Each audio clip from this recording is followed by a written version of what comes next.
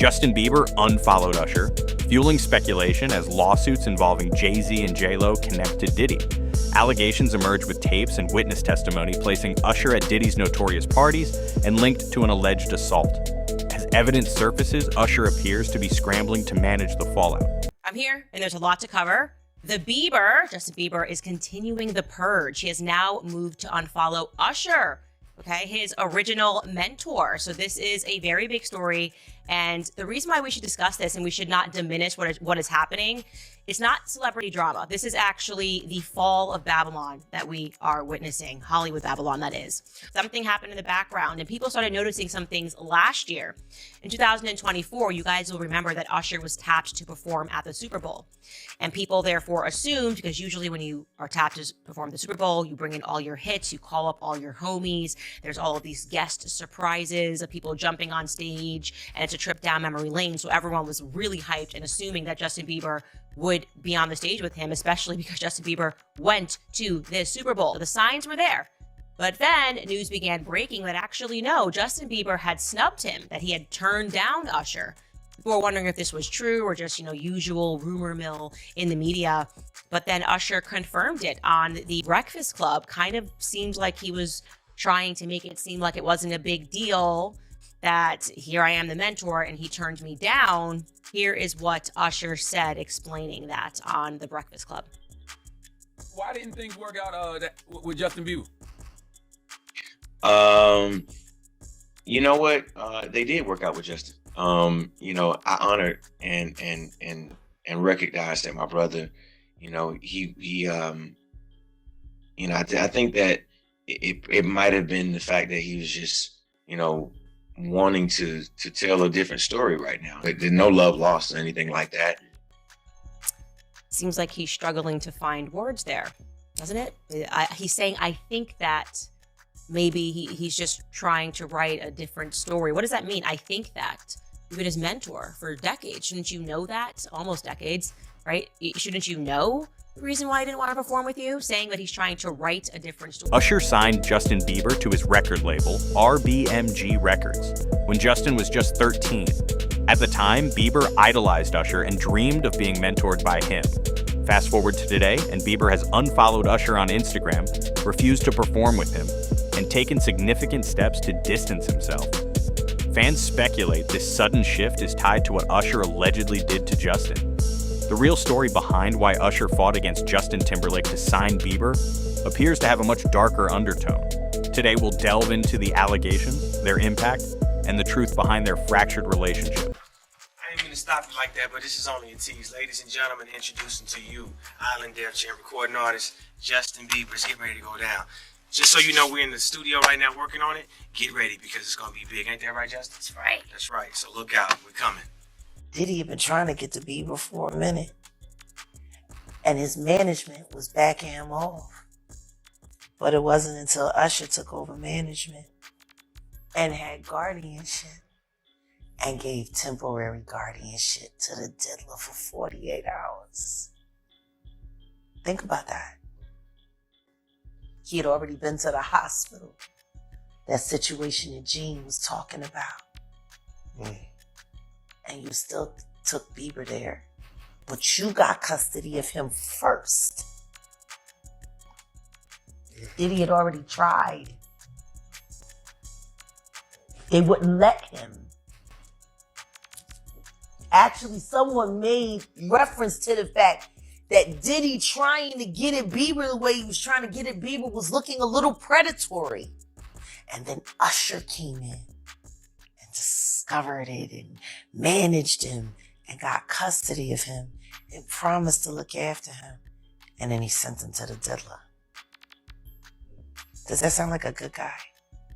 It's horrible. Does that sound like a good guy? Now that we know what Diddy's really like.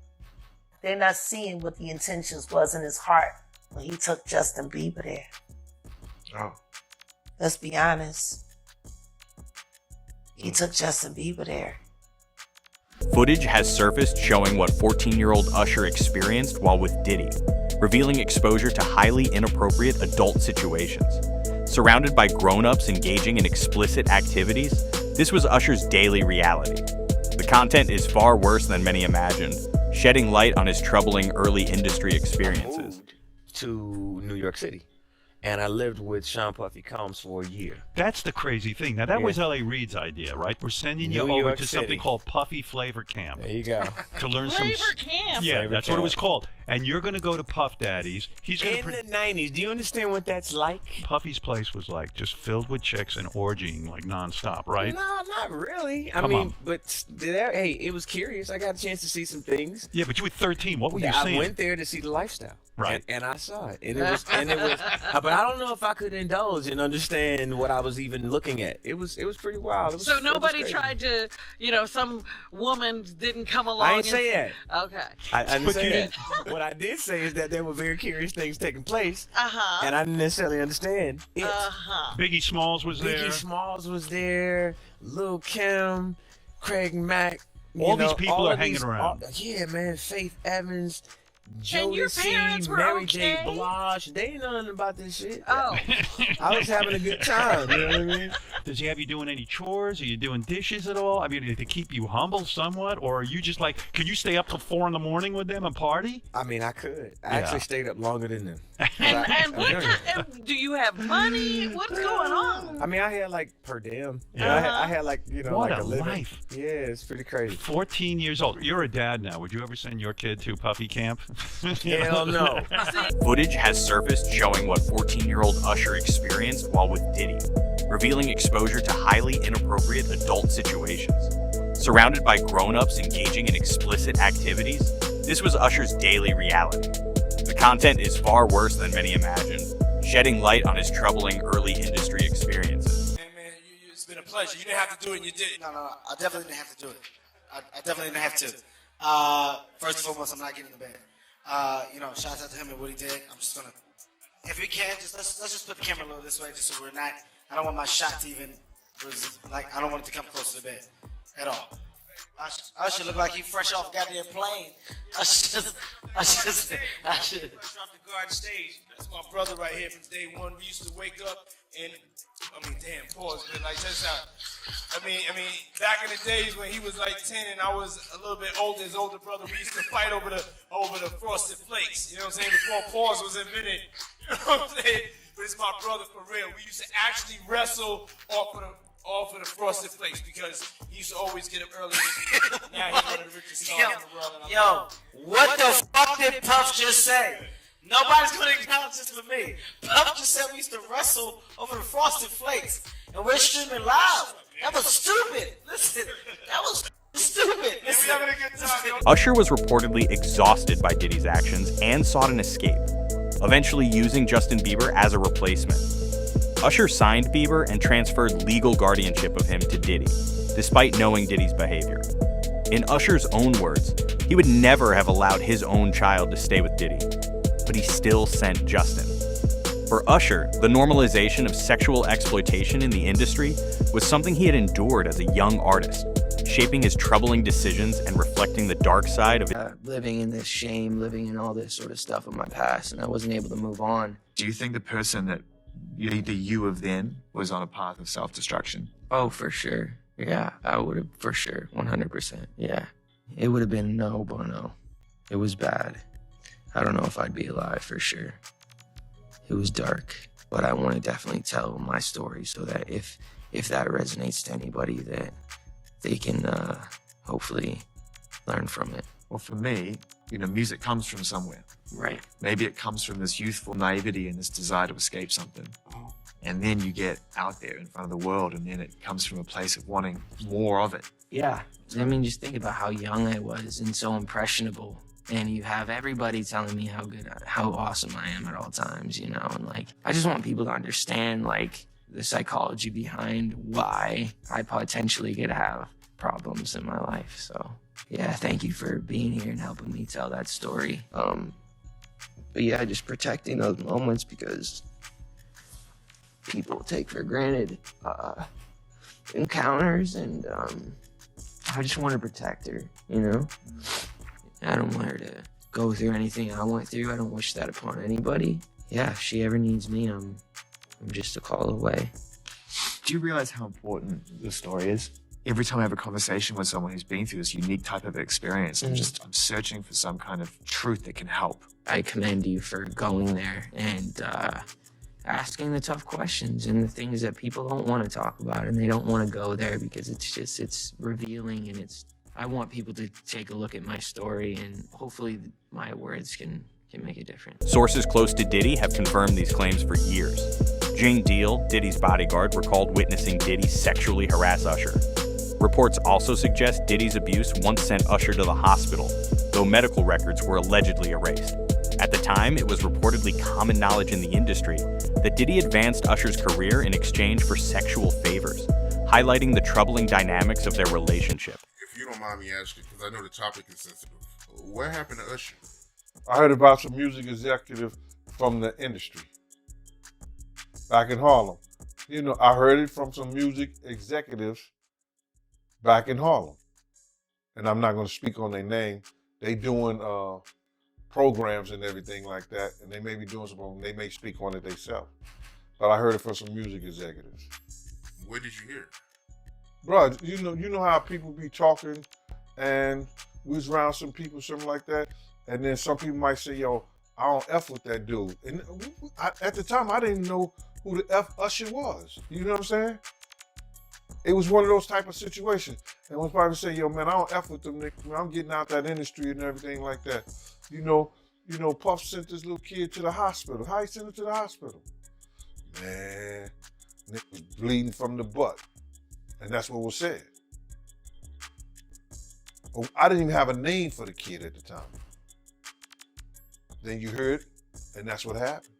But how dare you say a man that groomed you, you gonna give him a pass?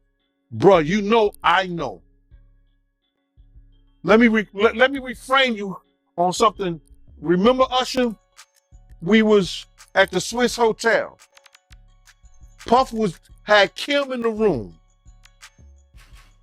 Had one of Keith Sweat's baby mothers in the big room outside the master bedroom. He came outside in his robe. She gave him a fellatio right there. His back was turned to me. She gave him a fellatio. You knocked on the door. I came and opened the door for you. Puff went in the room. You came in the room and kissed that girl dead in her mouth. Now I'm telling that because you taking up for somebody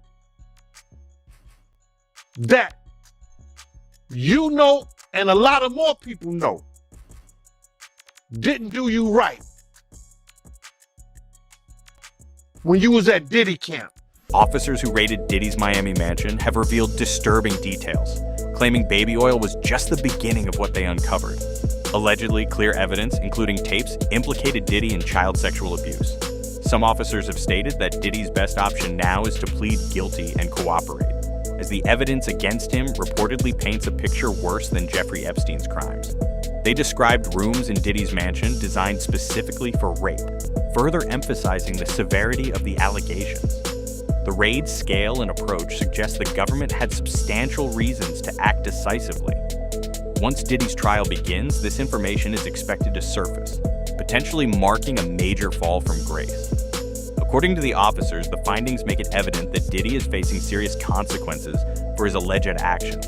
Rules, and you got to follow his rules or you get penalized. And guess what, Laura? He's now in a federal penitentiary, and for the first time in his life, he's facing his own fate at the hands of somebody else. And I will tell you, Laura, I've done federal cases, that's not the place you want to be in federal court. 90% of federal criminal indictments brought down are pled out, right? A plea deal is brought. And of the only 10% left, 90% of those defendants that go to trial, they lose. So he is looking at a daunting uphill battle to fight these horrible charges.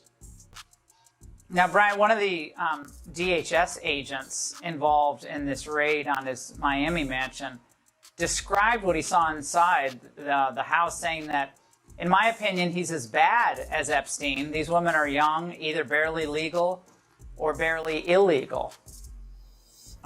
Brian, this sounds like he was a monster. Yeah, Laura, I will tell you that this indictment was very detailed, by the way, too. Your viewers should know there were over 300 subpoenas served, over 50 witnesses interviewed. Why is that important? Because the federal prosecutors aren't going to be leveling an indictment like this unless they have ammunition and they have cause to bring it. And the core issue at this case, which the feds have to prove, which it's looking like they can, is that P. Diddy essentially controlled these women, that he threatened them with stopping the money that he was paying them, that he spiked their drinks with drugs, that's been alleged in the indictment, and that he basically told them, I'm going to ruin your life unless you engage in these freak-offs. And that's really what the prosecutors got to prove. And if you've got some victims coming forward to talk about that, you've got financial records that prove that, travel itinerary that proves that, P. Diddy has very little defense. And I got to tell you, Laura, if this guy wants to fight these charges, he's going to have to step up and walk into a courtroom and talk about it. If he doesn't testify in this case, he is dead on arrival. Well, who else is on these tapes? I mean, will the tapes ever see the light of day? I mean, that's what everybody's talking about. Who else is there? It's like with the Epstein, his pleasure island. Who else? Who went? Who was there? What's the manifest? But Brian, chances 1 being least likely, 10 being most likely. Will we learn of other celebrities that were at these freak-offs? Yeah, I think you've got an 8 or a 9 for a likelihood you're going to hear about it. Why? Because there are going to be more indictments coming down, Laura. That's an important point here, because he's being charged with racketeering and conspiracy. You're going to have, well, let's start on the inner circle. You're going to have former bodyguards. You can possibly have former musicians that he was with. You've got personal assistants that are going to be, they're already talking about this. Some of those are likely to be charged. And then guess what? If you've got some music moguls that are sending women over to these alleged freak-offs, then you've got some top people that are going to start crumbling too, because they're all part of what's called this criminal enterprise. Footage has surfaced showing what 14-year-old Usher experienced while with Diddy, revealing exposure to highly inappropriate adult situations. Surrounded by grown-ups engaging in explicit activities, this was Usher's daily reality. This guy is walking around threatening other actors, people. Somebody got to get involved in it. If it ain't the state, let it be the feds. Somebody got to stop him. He lucky that God given him the opportunity to be stopped while he's alive. Didn't have to go to hell and face that shit. He got a chance to repent now. Change his life. You mentioned minors, and a lot of people have been trying to drag Justin Bieber into this situation because there's a lot of suspect looking videos with Diddy and Bieber in it, and they're making a lot of allegations. Mm-hmm. Same way they made allegations about Usher. When Usher was younger. I mean, do you think that there's any credibility to these allegations? When there's smoke, there's fire. Why would Diddy be tapping his kid in his chest to see if he wired? And asking him, are you wired? Why would he be confronting that kid? Why would Justin Bieber make a song about, what is it? I got smashed at a Diddy party or something like that? Why? There's reasoning behind all this. So where there's smoke, there's fire, Cam. I wouldn't put it past him.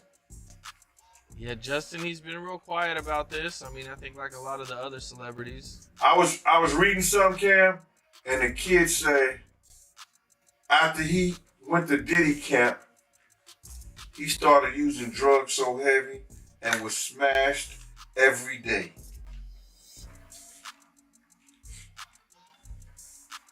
What would cause a kid who wanted to be an artist in the music business all of a sudden to start getting high and drinking and drugging, popping pills and smoking? What would cause a kid to do that? I mean, usually trauma. Or a Diddy party. Things are not looking good for Diddy's associates either. Jennifer Lopez has been named a material witness in a sexual assault lawsuit, which claims she possesses video footage of Diddy's wrongdoing. The alleged victim, Cardello Smith, accuses Diddy of raping him in 1997 during a party at a Holiday Inn in Detroit, where Smith worked as a bartender. Smith asserts that Diddy recorded the alleged assault and that Lopez was shown the footage.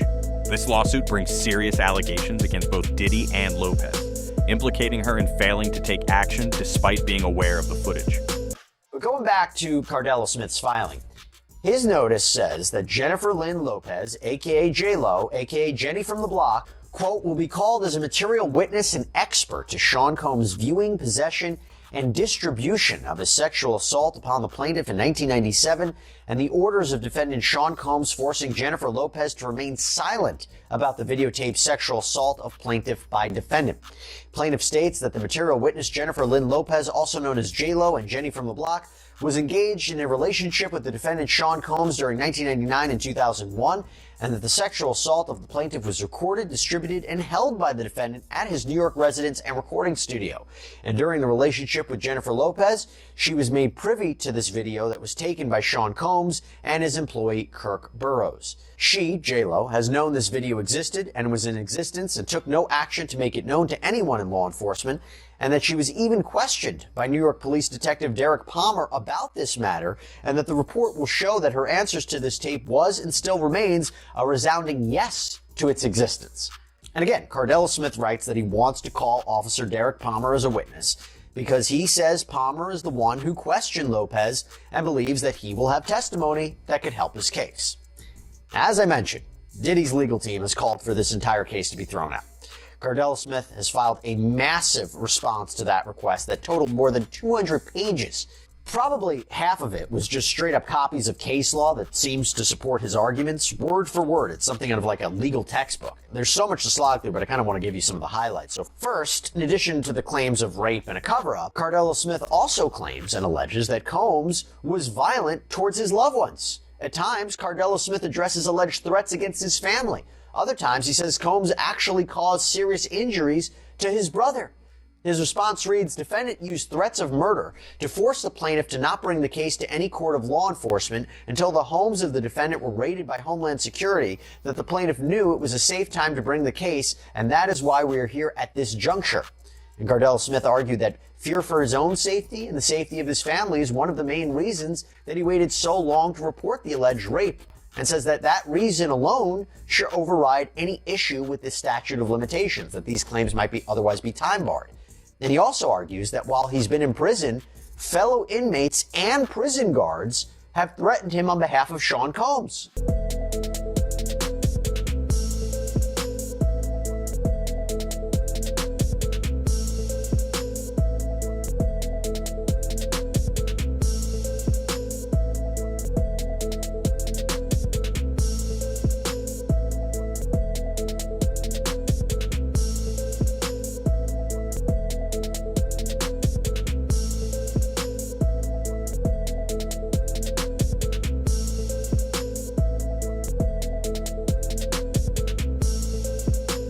While maintaining he'd let the matter settle itself in court. But now in a new lawsuit, a Texas man is claiming Jay-Z's lawyers are bribing people to sue Busby and his law firm. This 13-page lawsuit was filed on January 3rd in Harris County, Texas, and the plaintiff in the filing is being represented by none other than Busby's law firm, who filed the suit on his behalf. Now, Jose Maldonado, who is the plaintiff in this suit, is suing Jay-Z's attorneys and his company, Rock Nation, but not Sean Carter, aka Jay-Z himself. According to the lawsuit, the defendants in this suit are Marcy Bryan Croft, her law firm MJ Legal, Rock Nation, and the law firm who is representing Jay-Z, Quinn Emanuel Urquhart and Sullivan. They allege the defendants conspired to obstruct justice by engaging in shadowy operatives to illegally get more than 24 current and former clients of Busby law firm to turn around and sue them. The suit claims Roc Nation is financing this alleged effort, while attorneys Marcy Croft and the law firm Quinn Emanuel are orchestrating this whole thing. According to the suit, the defendants' agents were pretending to work for the state of Texas and allegedly flashed fake badges, which the suit says wasn't very smart or careful, but also illegal. The suit states the defendants' agents offered as much as $10,000 to a former client to sue the Busby law firm, but the so-called agents were allegedly caught on audio tape red-handed. The suit claims attorney Marcy Croft, who is a lawyer but also a member of Team Rock, was orchestrating that whole effort. Then in another recording, those agents were describing in great detail the alleged criminal conspiracy. The suit claims they went so far to admit the lawsuits would be reported in the press, and some former clients already accepted money to join that alleged effort. As I mentioned, Sean Carter, aka Jay-Z, isn't named as a defendant in the lawsuit. However, the suit claims Roc Nation and Jay-Z are synonymous, given the mogul is the founder and chairman. The lawsuit acknowledges Busby's law firm filed the rape lawsuit against Jay-Z in New York federal court, and as a result, Jay-Z sued Busby's law firm in Los Angeles state court. But the suit claims while all of that legal back and forth was going on, Jay-Z's attorneys who represent himself and his Roc Nation denied in open court and in the press their involvement in the alleged scheme. He claims the defendants used him as a pawn. He alleges on behalf of Marcy Croft 2 people attempted to contact him many times and went so far as to go to what they believe to be Maldonado's home. Instead, they went to his dad's house and allegedly identified themselves as federal officers. After realizing they were at the wrong home, they continued to contact Maldonado, and Maldonado claims they were pushy. Once they got in touch with him, he claims those individuals said they were with the state and they were putting together a lawsuit on behalf of Marcy Croft and the company she worked for. The suit alleges Croft said she would assign Maldonado's case to someone who could get him a lot of money. Instead, Maldonado contacted the Busby law firm, and now they're suing for solicitation and civil conspiracy. In a statement to the Houston Chronicle, Busby said, quote, "The conduct alleged by Mr. Maldonado is illegal and unethical. We know investigators have gone all over the United States illegally contacting our former clients to try to entice them with money to sue our firm. According to Mr. Maldonado, we now know who is behind this effort. We won't be intimidated nor deterred in our important work. I expect more lawsuits will follow as we continue to hear former clients report this egregious conduct," end quote. But Marcy Croft fired back against the allegations, saying the lawsuit reeks of desperation. She also told the Houston Chronicle, quote, "For over 25 years, I've dedicated my career to exposing and dismantling networks of fraud and manipulation. I didn't ask to be a part of this fight, but now that he's dragged me into it, he should know that I'm not someone who backs down. Mr. Busby should be worried. Truth and justice are on my side, and I have every intention of holding him accountable." Justin Bieber severing ties with Usher could be just the beginning. With law enforcement digging deeper, this story is far from over. Is justice finally catching up, or is there more to uncover? Share your thoughts in the comments below.